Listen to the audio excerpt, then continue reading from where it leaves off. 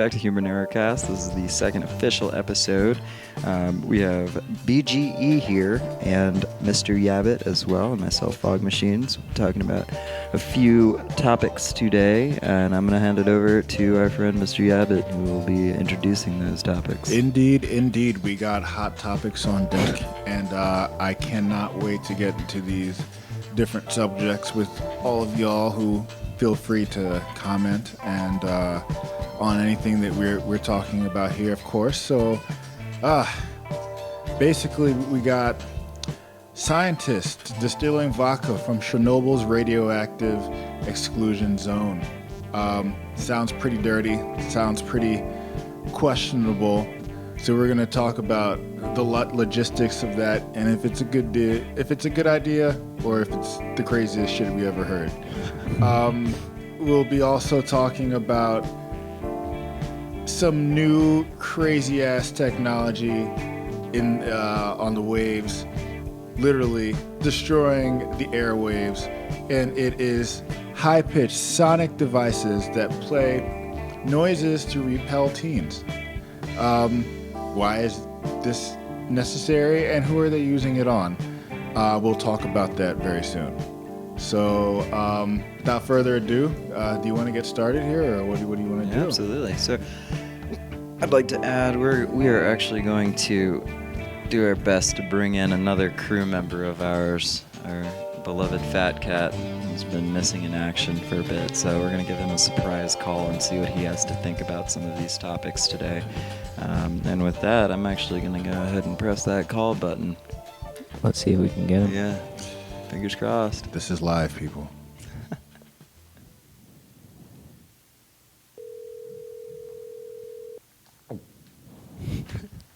The anticipation.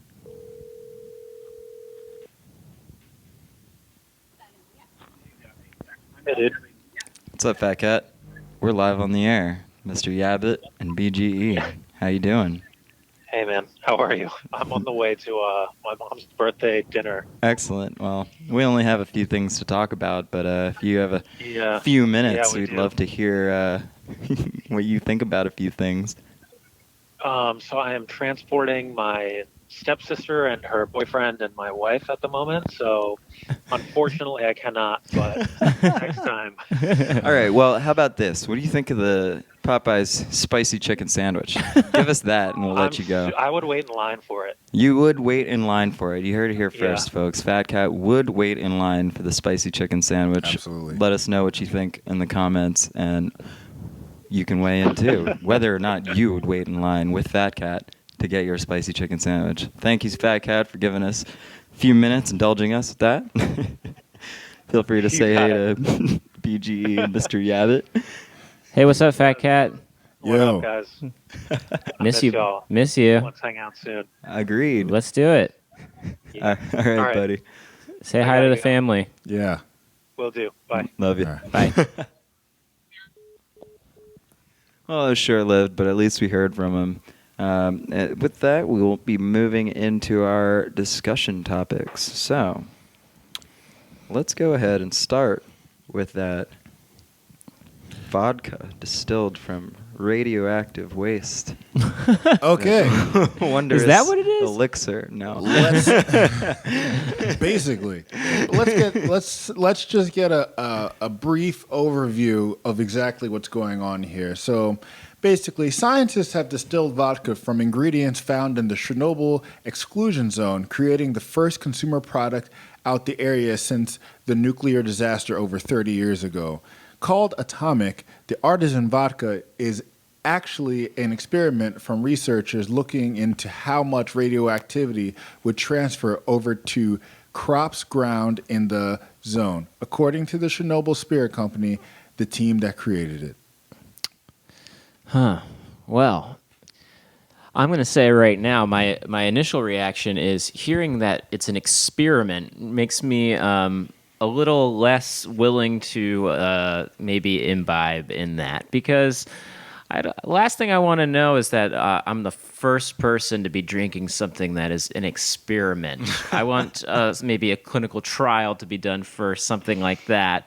That's based off of just the information you just gave, Mr. Yabbit. Hearing that word makes me a little hesitant, but I'm sure there's more to it than just that. But then, hey, LSD was an experiment at one point, and it's done great things. It's gone on to do great things for a lot of people. So this could be the beginning of a great thing. Who knows? That's true. I'd like to reiterate that's an opinion, but also I think that it could go both ways here.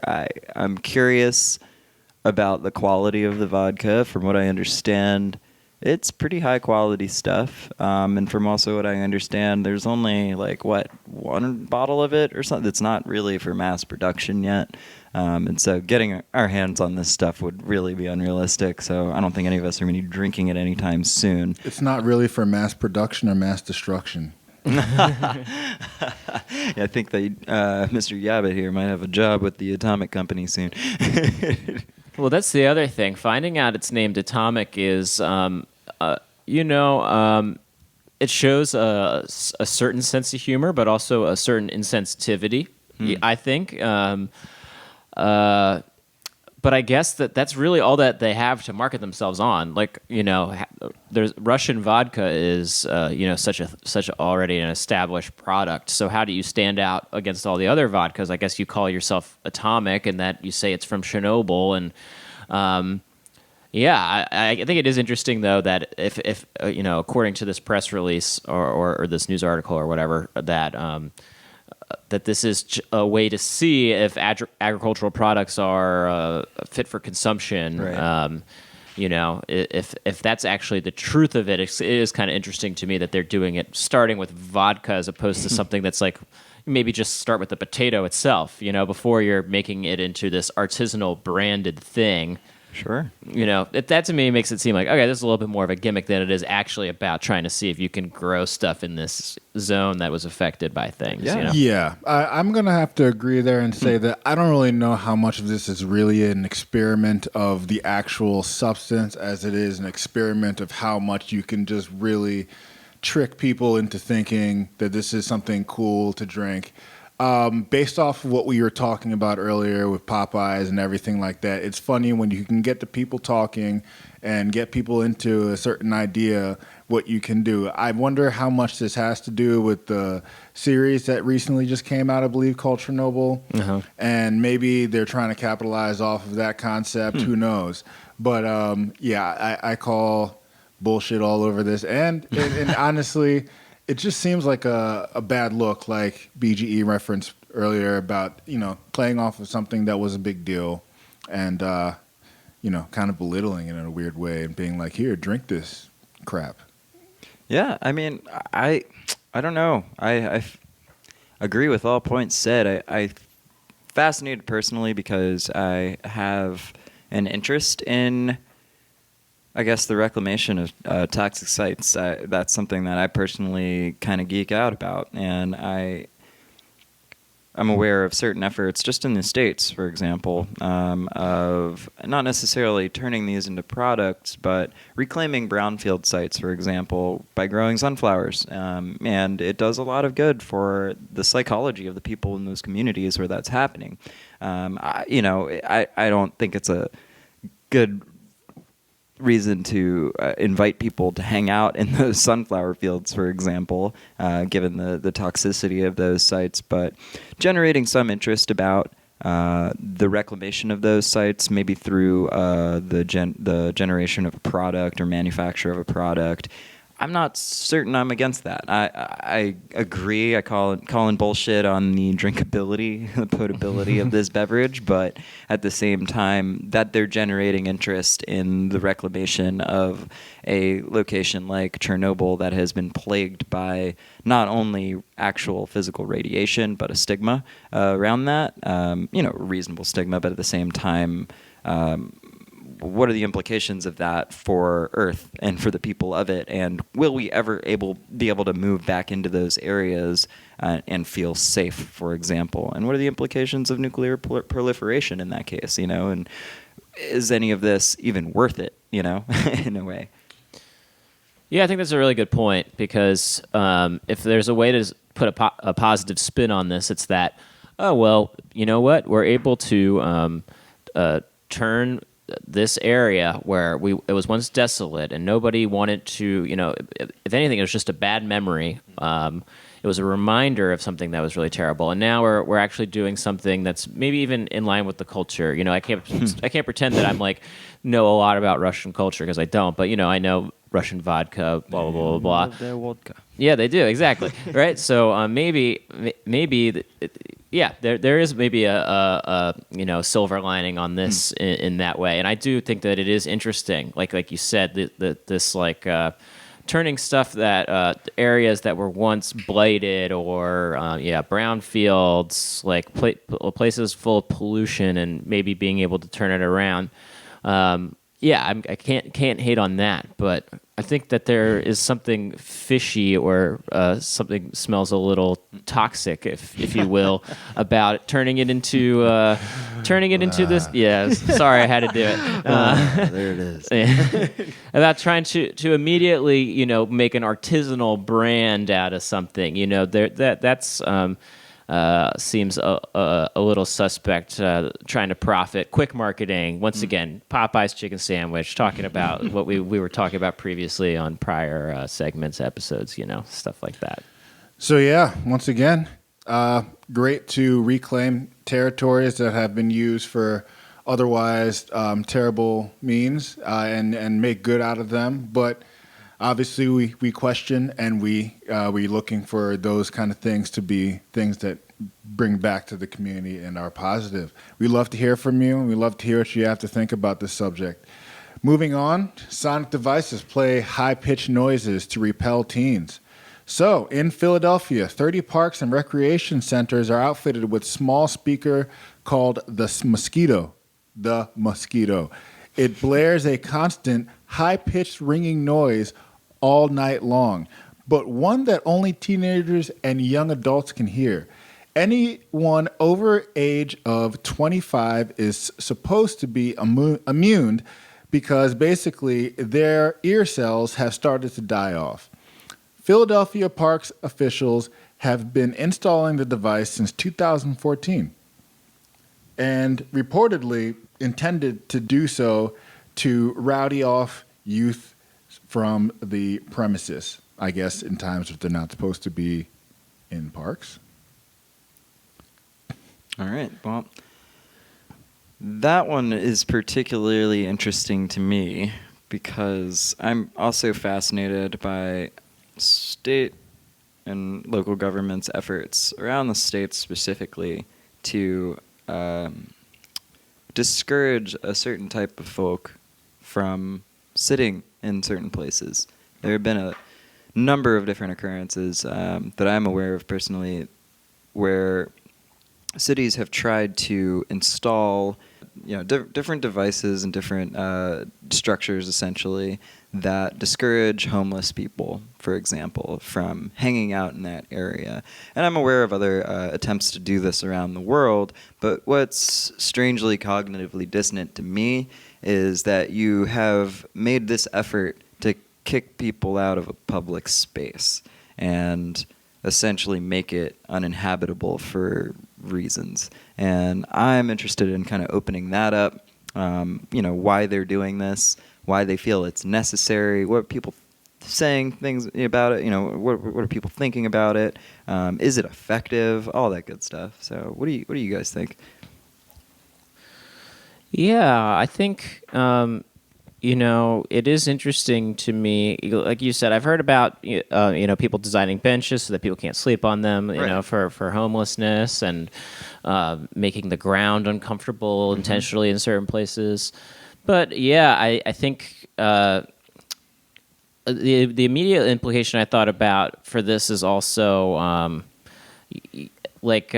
stuff like chronic exposure to certain sounds and stuff like that. It's not you're going to drive people away, but also that's a ringing that is just constantly there. So if you live nearby and let's say that you are within the age range, let's say your house is near this park and you're constantly being exposed to this high-pitched noise that's meant to be irritating, like you're probably going to overlap into your life. So that's just a thought that I had immediately is what does it do to people who are local to these areas who fall within this age range? And then also, I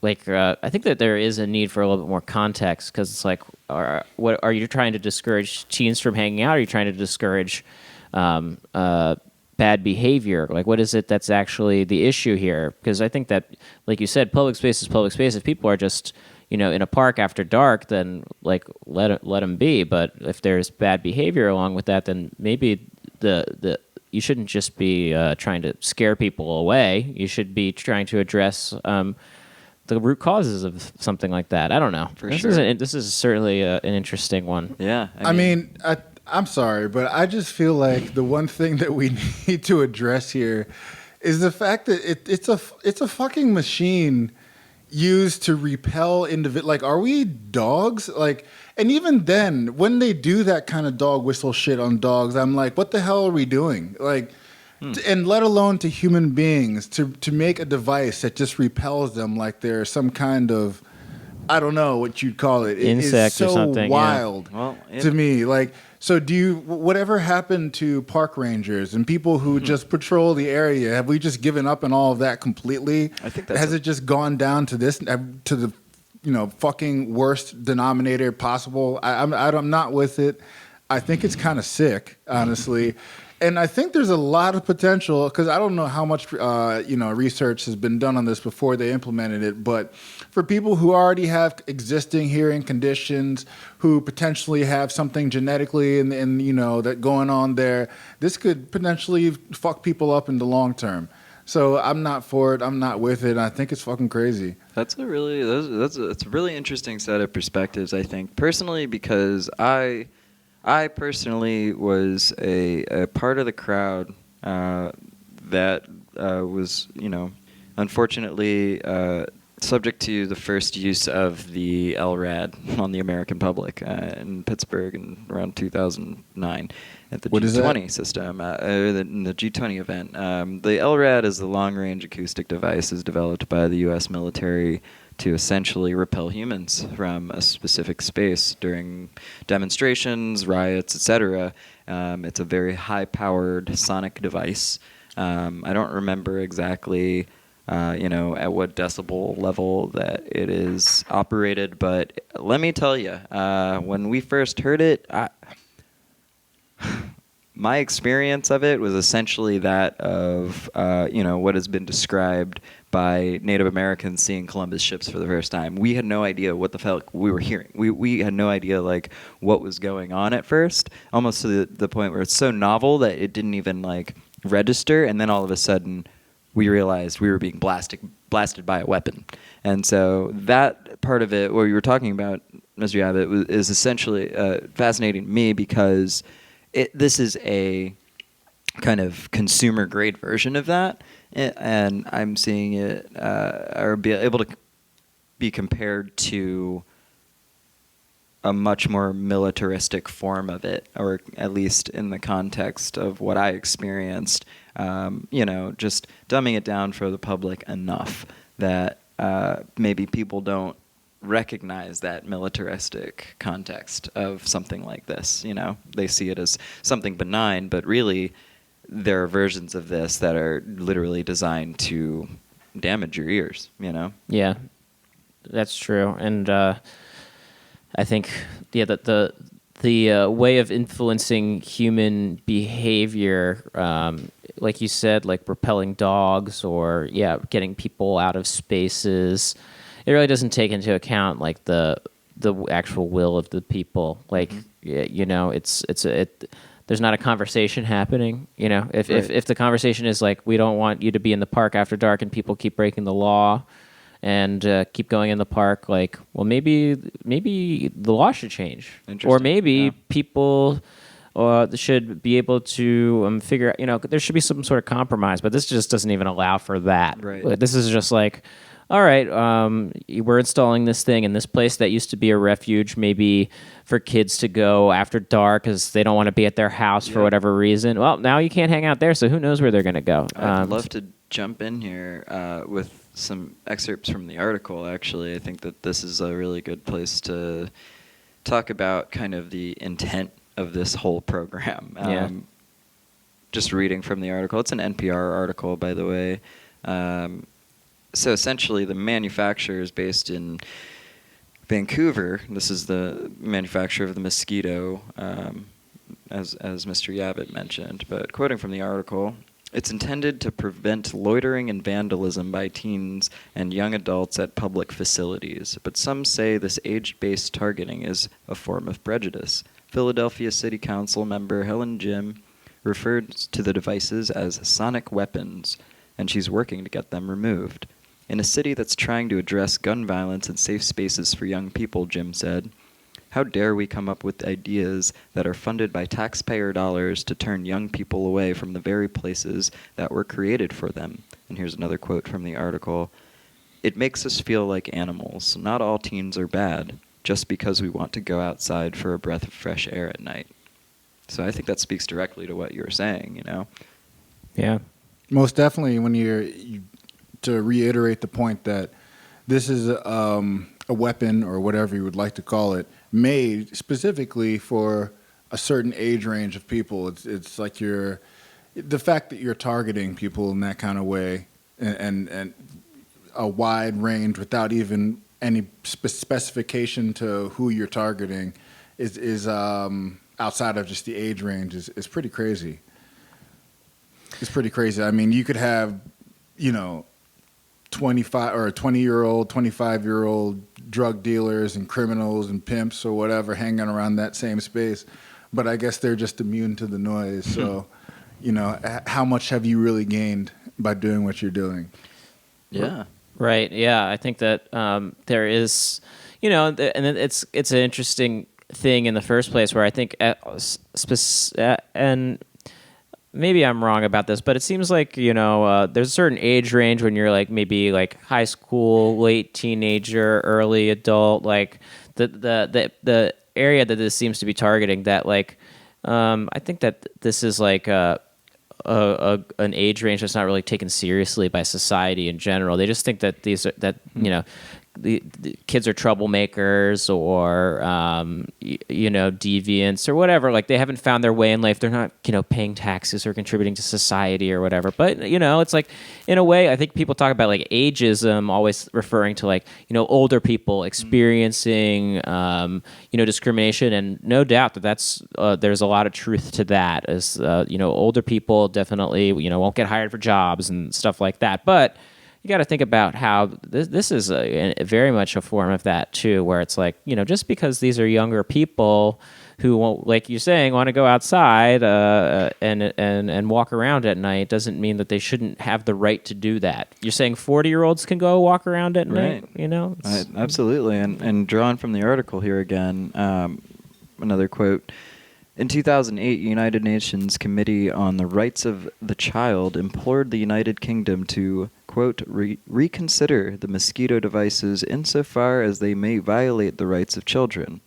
Since then, several counties in England have followed suit and banned the device from certain public spaces. So this conversation is happening in other places around the world. Yeah. It's interesting to me that, to kind of scroll down a little bit more, the Philadelphia Parks and Rec is defending their position on it. And not only that, but they're saying it's part of an overall, this is another quote, part of an overall anti-vandalism strategy that includes fences and gates, security cameras, and night watch staff. And the only part of that mentions a human interaction is the night watch staff. And so what's interesting to me is kind of this dehumanizing of taking away rights. It's roboticizing that system of taking rights away from people almost in an efficient way. and stopping, like you were saying, BGE, that conversation from even happening in the first place. There's no place to wiggle around in there, you know? Right. Wow. So this is all crazy, and you know, I will just have to say at the end, just to wind it all up, America, you got to figure out a better way to just take care of your kids. I mean, it doesn't have to be this complicated that we're making bells and whistles and everything the such to do it. It's kind of silly, and you got to stop that. Shame on you. But that shit. also provides a great segue when you talk about interface between artificial intelligence and things of that nature for the next topic, which is, will your same job be here by 2030? In recent studies, the research finds that automation is widening the gap between urban and rural areas and dramatically affecting people who didn't go to college or didn't finish high school. It also projects some occupations poised for massive growth or growing enough to offset displaced jobs. It also says that robots help to build your car, pack your latest online shopping order. A chatbot might help you figure your credit card balance. A computer program might scan your process and resume when you apply for work. So what is the future for human beings when time comes where our algorithms for artificial intelligence get so strong that we no longer need human assistance? What's going to happen for our employment? I hate this topic / love this topic. Yeah, well, I think you could speculate all day. Like, maybe the robots will just kill us all. Yep. You know? Kill all the humans. I mean, right. That's what we're going for. Man, I wish FatCat was here. FATCAT would have some good stuff to say about this. Oh, absolutely. I mean, I think we'll probably have to bring him in on another time to talk about this stuff a little bit and revisit a little bit. But I mean, for me personally, this is an ongoing concern. I think that there are lots of good ways to rationalize automation of different kinds, including for more dangerous jobs, for example, that really don't need to involve a human. It's like, soft, fleshy parts that get damaged easily getting involved, but and also providing opportunities for people to, young and old, to learn how to use these automation technologies and maybe generate jobs in that way. But at the same time, when you go into the grocery store, for example, and you see how many people are using the self-checkout and you see how many empty lanes are there, just not occupied by any staff at all, and the lines are still long and they're still annoying and everybody is frustrated, it really makes you wonder, Well, what you said that in that sentence that I thought was pretty funny even was like, when you walk into the grocery store, there's plenty of people who don't even walk into the grocery store anymore. Like they order everything online, and it's not to the point yet where robots are bringing things to them, but there are, like, I don't know about did Amazon ever make those drones that'll drop stuff off at your house? I think that's happening now. It's probably in the works. I think that's like the thing now, though. I think actually the first drone has delivered body parts to a hospital already. Wow. Yeah, I don't remember. I think that was in New York or something I heard about. Interesting. Somebody wants to look that up, but I That's feel generally like the BGU's job, but let me check. But the Google exec on the job. Yeah, I mean, I think that basically, I think the big question about this is, at that point, if you don't have anybody working and you don't have that's kind of what drives your overall global economy, right? Is that you go to work and then you make money, and the making of money is what makes nations powerful. And if it gets to the point where this technology is disseminated across borders everywhere, then power all of a sudden goes to who? the machines, The the machines. algorithms, Guys, all the of that stuff. machines, It's happening. Well, honestly, I don't really know so much about how all this is distributed, but just from my life and the way I've been, driven to see things, I feel like the world is kind of split into two types of people. I go to great school, college, make a lot of money and become the head of a corporation, CEO type. And then there's the people who may or may not finish high school, get a serviceable degree, and are, more of the blue collar, I work for a big corporation type. Now, if you have artificial intelligence getting in the way of that type B that I mentioned, getting employment in certain areas where they could be doing those same jobs, I feel like it's something that you definitely have to put into consideration as far as taking care of those people who might be, who might be okay with that level of job, because now you're giving that same job to a robot. And now they got to find out what they're going to do with their life, because robots have taken up, most of those jobs that otherwise would have gone to people within their class. I see, yeah. So it almost contributes to this problem that is already a big problem, is the inequality, the dying middle class kind of thing, at least on the immediate, I see. I think you see 4 extra rows of self-checkout spots in the supermarket, and you wonder, you could have just paid 4 extra people on 4 extra different shifts that they're working for, to do whatever, I don't know. It's just a thought. Absolutely. I mean, I think it's a really valid thought. I think that, honestly, that's a huge part of the debate, right? Like, the people who would have taken those jobs, it could be argued, would be miserable in those jobs. And a lot of times that's the justification for the self-checkout or something, And it's a remarkably similar argument to hiring undocumented workers, not to get it to this political place, but it's a real shame that gets overlooked. I was reading an article just the other day about essentially hiring undocumented workers in the service industry, and those who know about this situation, own these businesses where they're hiring undocumented workers, know for a fact, and from countless times where they've experienced this, that the undocumented workers that they're hiring actually want to do the work that they're doing, and versus the documented workers who they're trying to hire and show up for one shift and have their hands out for money and then disappear, overnight. And then that seems to be the trend. And so almost in like a reverse way, I feel like the debate becomes more along the lines of, like, I would love to see the numbers, for example, how this is impacting that inequality, right? Like what people have to say about it kind of holds up to the people who are missing out on these jobs, what they have to say about it, versus what the companies who are generating this technology are saying about it already to get that technology implanted in the places where they are.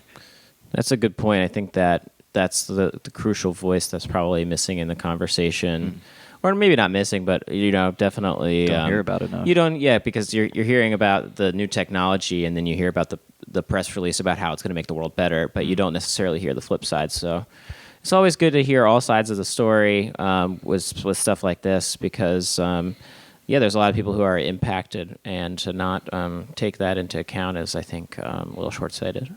Absolutely. Yeah, so basically, artificial intelligence, stop taking people's jobs. We don't want that. We don't want robots taking people's jobs. We like people. We like people. We like people here on Human Error sometimes. Sometimes. And we like undocumented workers. That's true. I mean, yeah, like Yeah. they keep I the fuck- place I fuck running, with them honestly, too. and if we're gonna be realistic about that, so Yeah. y'all come at us, honestly. Like, let us know what you think about this. Obviously, this is going to be a heated debate for a long time, and the implications of that are going to be felt for a long time. And so we'd love to hear from y'all about what you think, the impact of stuff like this is going to be, whether that is, the debate between undocumented workers taking jobs or AI taking jobs, not to put those in the same category.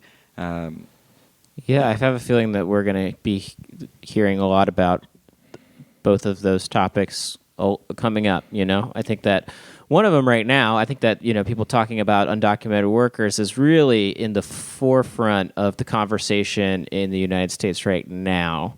But I think if you're a little bit, had a little bit more foresight, and we're looking at, you're going to realize that the economy is going to rapidly change anyway to these emerging technologies. So I think that this will not be the last time we talk about this stuff on Human Error. Absolutely not. I think that we have a lot to look forward to in that way. So, with that, it's been a lovely conversation. We have a lot to look forward to in terms of upcoming topics. Endless upcoming topics. So stay tuned for more. Please let us know what you think about in the comments. Let us know one way or the other. We're just looking to hear from you. So, thanks for listening. Looking forward to next time. This is Human Care Ass. Human Care Ass. Yeah. Human Care Ass. Human Error Cast over and out. Peace out. Bye.